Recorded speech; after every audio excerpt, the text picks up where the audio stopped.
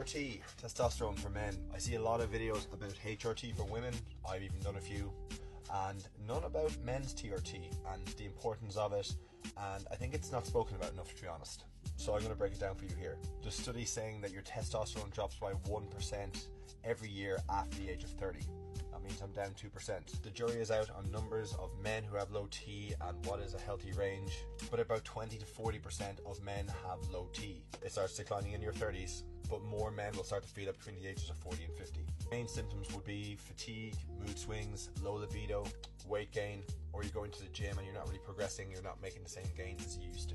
But the only real way of knowing if you have low testosterone is going to the doctor and getting your bloods done, which I'd recommend you to do once or twice a year. So like the healthy ranges would be between 450 and 600, although 450 for me would be on the lower side. Find low testosterone is below 300.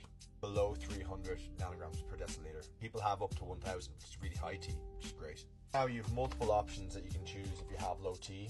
This is something called Testosterone, and you'd apply it every day. You'd rub it into your arm, but it's an everyday application, so you'd have to be regimented with it. This is the same, but it's in individual sachets. People tend to like these because you know exactly the dose, whereas that one, it's a pump, so people are a little bit paranoid that they're not doing the full amount or doing it properly. Of course, you can inject it as well, done every few weeks, depending on your dose.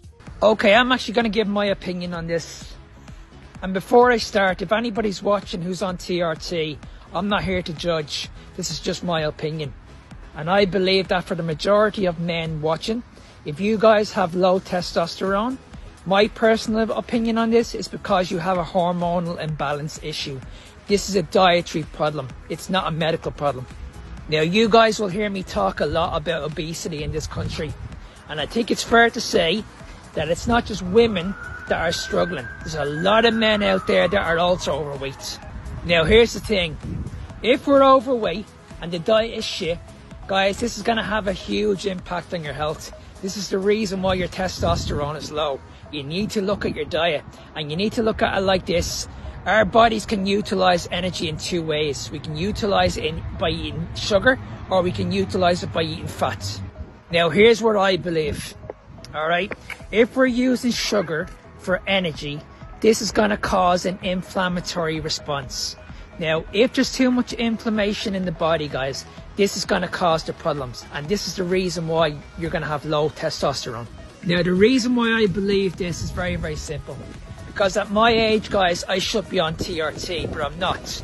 I'm actually eating a high-fat diet now. I have no problems with my libido. I'm not overweight. I'm walking around with a six-pack. I feel absolutely amazing. I've got so much energy. I wake up every day with a purpose. I just feel absolutely fantastic. So if all these boxes are ticked, then why do I need TRT when I'm getting everything in the diet?